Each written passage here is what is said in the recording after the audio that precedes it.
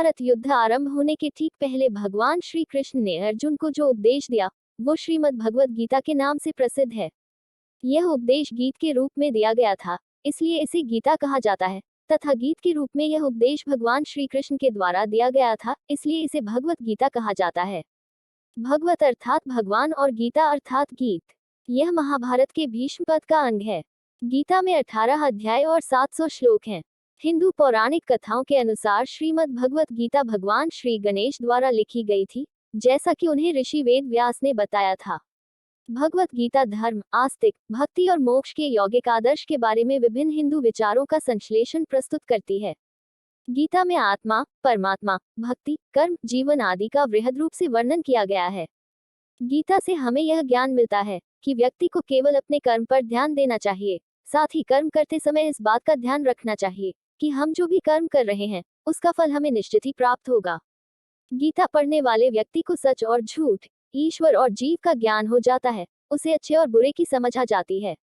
गीता पढ़ने से व्यक्ति का आत्मबल बढ़ता है और व्यक्ति साहसी और निडर बनकर अपने कर्तव्य पथ पर आगे बढ़ता है। रोजाना गीता पढ़ने से शरीर और दिमाग में सकारात्मक ऊर्जा विकसित होती है। जय श्री कृष्ण, जय श्री भागवत गीता जी। हेलो एवरीवन, कैसे हैं आप सब? आप सभी का मेरे YouTube चैनल आध्यात्म निधि में बहुत बहुत स्वागत है। मैं हूं निधि खरे और आज मैं लेकर आई हूं आपके लिए श्रीमद् भगवत गीता के अध्याय 15 पुरुषोत्तम योग के समस्त श्लोकों के हिंदी अनुवाद का वर्णन।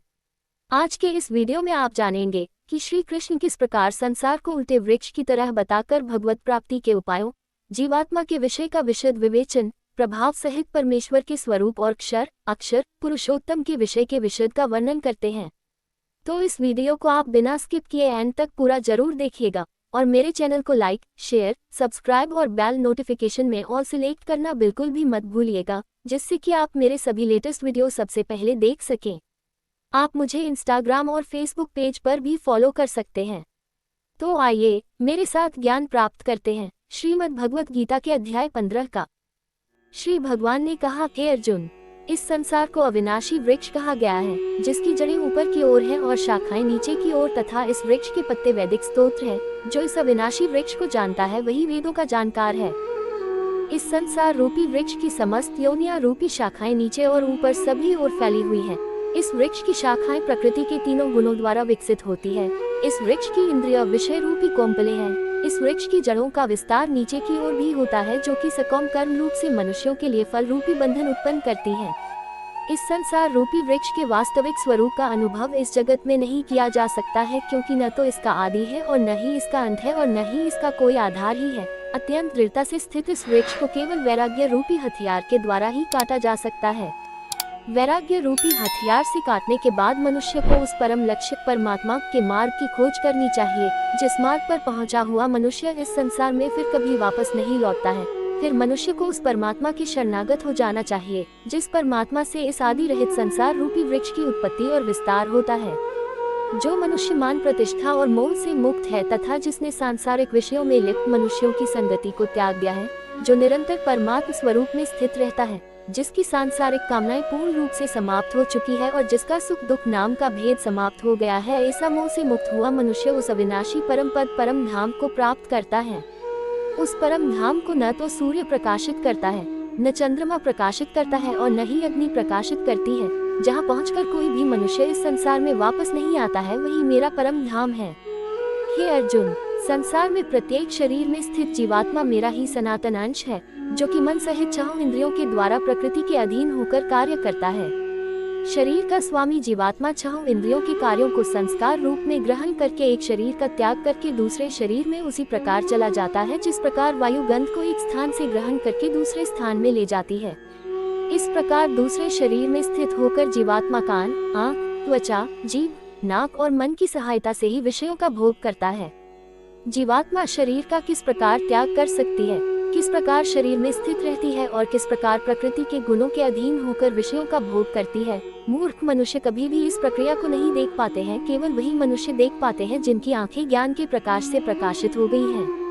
योग के अभ्यास में प्रयत्नशील मनुष्य ही अपने हृदय में स्थित इस आत्मा को देख सकते हैं, किंतु जो मनुष्य योग के अभ्यास में नहीं लगे हैं, ऐसे अज्ञानी प्रयत्न करते रहने पर भी इस आत्मा को नहीं देख पाते हैं। हे अर्जुन, जो प्रकाश सूर्य में स्थित है जिससे समस्त संसार प्रकाशित होता है, जो प्रकाश चंद्रमा में स्थित है और जो प्रकाश अग्नि में स्थित है, उस प्रकाश को तू मुझसे ही उत्पन्न समझ। मैं ही प्रत्येक लोक में प्रवेश करके अपनी शक्ति से सभी प्राणियों को धारण करता हूँ और मैं ही चंद्रमा के रूप से वनस्पतियों में जीवन रस बनकर समस्त प्राणियों का पोषण करता हूँ। मैं ही पाचन अग्नि के रूप में समस्त जीवों के शरीर में स्थित रहता हूँ।